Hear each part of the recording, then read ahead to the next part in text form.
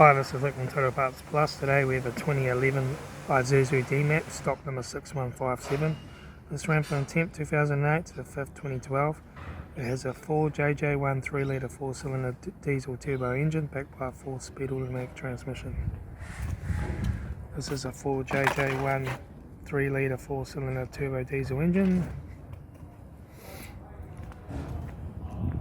Left front 16-inch factory alloy maggot tyre. Left front door no dents. Left rear door no dents.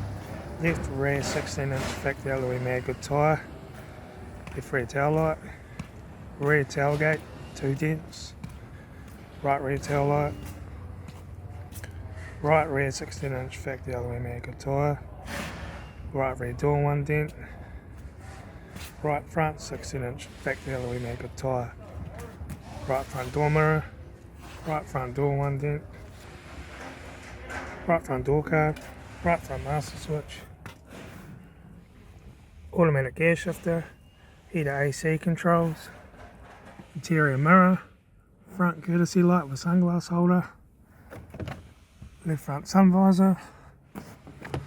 Right front sun visor. Factory 4-spoke vinyl steering wheel.